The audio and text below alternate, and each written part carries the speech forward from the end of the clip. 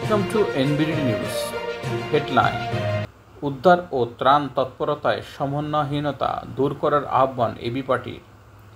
ফোনে আড়িপাতার নজরদারি থেকে বের হয়ে আসার উপায়। খাগড়াছড়িতে বন্যার পানিতে ডুবে কিশোরীর মৃত্যু। নেপালে ভারতীয় বাস দুর্ঘটনায় নিহত ২৭। কাপ্তাই হ্রদের বাঁধ খুললে প্লাবিত হতে পারে চট্টগ্রামের ৪ উপজেলা। বাংলাদেশ জব বিরতির আওতায় আনতে হবে আড়িপাতা নজরদারি। স্বেচ্ছাশ্রম আর একতার বাঁধনে চলছে বাঁধের কাজা, বাড়ছে অপেক্ষা। মামলাগুলো ছাত্র আন্দোলনের ফসলকে প্রশ্নবিদ্ধ করছে সারা হোসেন।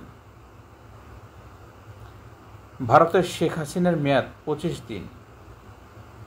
বরিশালে অবৈধ কারেন্ট জালে আগুন। নোয়াখালী বিএনপির ত্রাণ বিতরণ।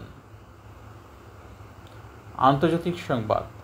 ত্রিপুরার বন্যা পরিস্থিতি বর্তমানে যেমন। সিসিলিতে প্রমোদ ডুবির ঘটনায় তদন্ত শুরু, কৌশলীদের ধারণা হত্যাকাণ্ড। কূটনৈতিক পাসপোর্ট বাতিল হওয়ার পর ভারত কিভাবে থাকবেন শেখ হাসিনা। পুকুরে ঝাঁপ দিয়ে গণধর্ষণ মামলার আসামির মৃত্যু। ভারত ইউক্রেনে ৪ চুক্তি সই। ভারতের ১৫৬ ধরনের ককটেল ওষুধ নিষিদ্ধ। প্রযুক্তি সংবাদ। আমলিগ সরকার আইন করে অসভ্য করছে। জুমে সাইবার হামলার আশঙ্কা, দ্রুত হালনাগাদ ব্যবহারের পরামর্শ।